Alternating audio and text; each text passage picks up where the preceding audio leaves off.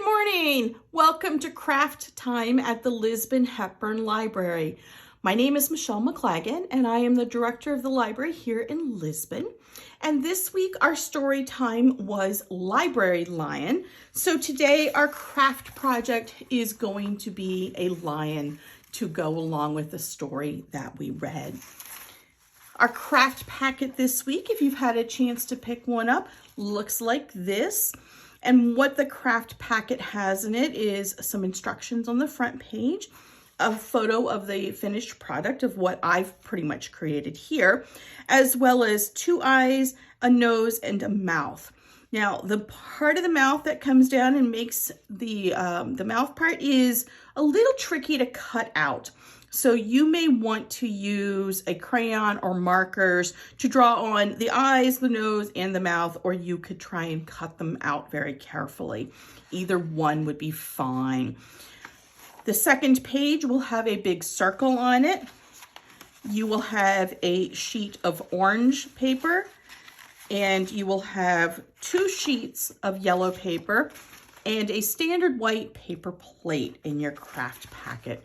So what you're going to want to do as your first step, you can cut these out if you want to, but you need to cut out this big circle that is on the second page. And then you'll want to take a piece of your yellow paper and trace the circle and then cut that circle out. So let me set this aside over here. And what you will end up with is your paper plate and the circle that I have cut out. I trace that onto a piece of yellow and cut that out as well, okay? And the purpose of this is to make the center of the lion's face. We don't have yellow paper plates at the library right now. We have white ones, so we're going to make the center of it yellow. From home, you'll need to provide some scissors to cut with, a pencil or something to trace with. You'll also want the pencil for part of the craft later, and some glue. Glue stick is fine, or a bottle of liquid glue, either one. So what we're going to do first is take our glue, and we're going to take our piece of yellow and give it some glue around the edges and some glue through the middle. And then we're just going to kind of put it right in the center of our paper plate. Now, it should be small enough that it doesn't go up too far on the ridges that go around the side. That way you can get a nice, good glue down so it will stay. All right, next thing that you're going to want to do is take your orange and your yellow. You can also use the leftovers from the piece of yellow where you cut out the circle, and cut those into strips.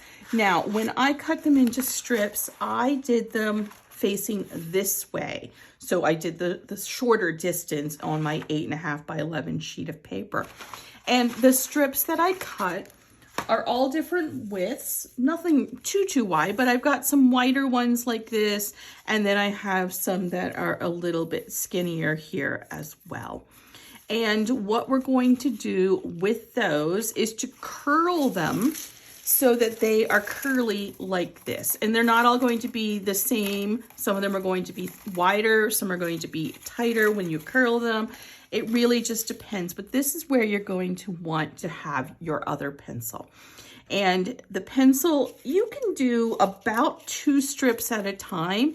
If you try and do more than that, they end up really loose because it just rolls too thick. So you'll take it and wrap it around your pencil, nice and tight, and then just keep rolling your pencil while you're holding on to the paper. Now, you don't have to use a pencil if you have something else that's, kind of round and about the right size to get a good curl, and that's what it's going to look like. I'm just going to let go and it's going to pop off and it's going to be a little spiral. And then I rolled 2 together, so I'm just going to pull them apart, and then I'm going to come back and keep doing this. Now, the number of strips that you get is really dependent on how thick you cut them or how wide you cut them. And I did some wide ones and some narrow ones, and I think I also have some medium-sized ones, just because, they don't all have to be exactly the same. So once again, I did 2 at a time, I have two more here, another yellow and another orange, and I'm going to roll those up. And there we go. So there I have some spirals. Now, I also, before I started, did some that I've already rolled. So I have a whole bunch over here that are ready to go. You will need a fair amount of glue in order for them to stick to the ridges. You can do two different ways. You can take a strip and you can put some glue on the edge like this. Okay, you don't want to glue the whole strip, you just want to glue the edge of the strip.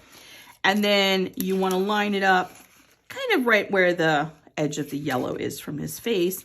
And then you can press that down. So you can do one strip at a time, okay? And you can go all the way around, or you can space them and try and alternate colors. Or if you're going to try and glue them pretty quickly, you can come along and just put a huge amount of glue around the rim of the paper plate.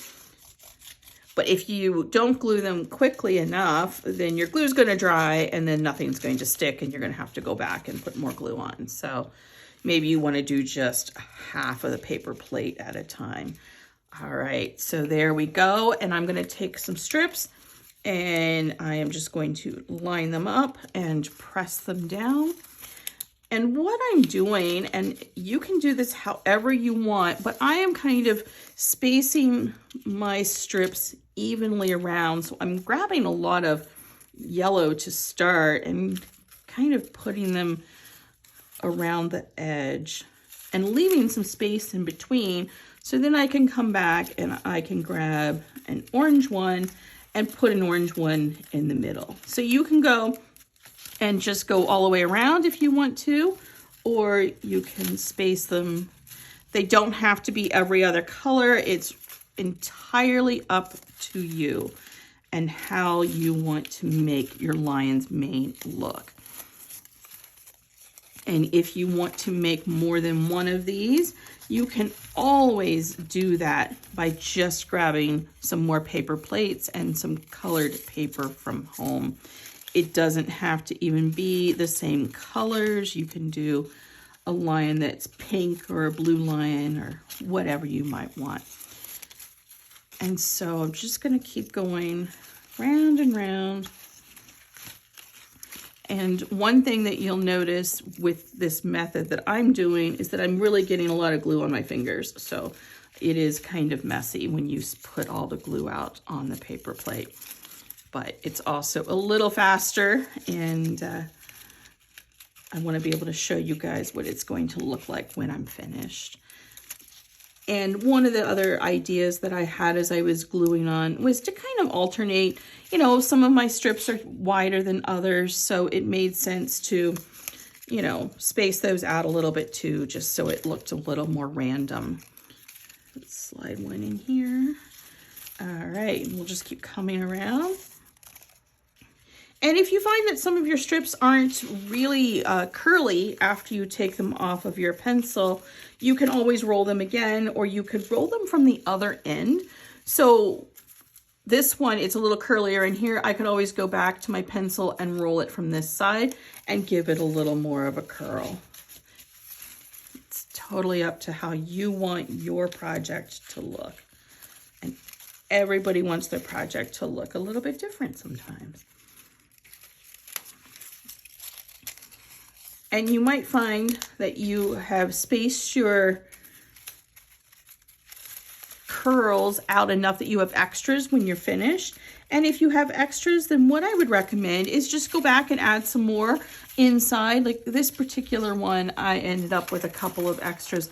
So you can see that a few of them stick further in, and that just kind of gives a second row, but that depends on how many strips you have and how close together you put them when you're going around the first time.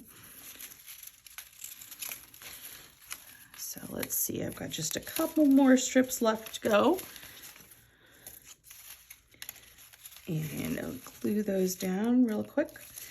And then I'll show you the next step that we have here in our lion. All right, so that worked out pretty good for me. I spaced everything just about the right distance, so I ended up with some all the way around. And then you can take them and you can, you know, curl a couple around another one or pull some out so that they're not 100% the same. You don't have to have them all looking exactly the same because the lion's face probably doesn't have perfect curls all the way around. Now, the other thing is, remember you needed to cut out the eyes or the nose, or you needed to get a crayon or a marker. So I have already cut those out and they are right here. So I have 2 eyes. So I'm going to just take my glue and put some glue on this eye and figure out where that's going to go on the lion's face. And then I'm going to take my other one and give it a little bit of glue as well. And stick that one down.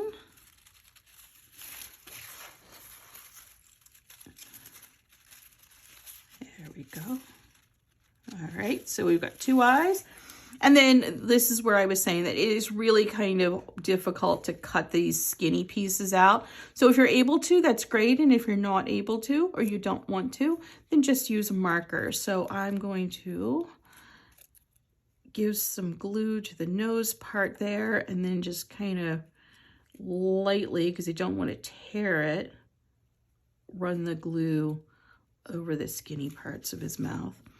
And put that down here and gently press everything down.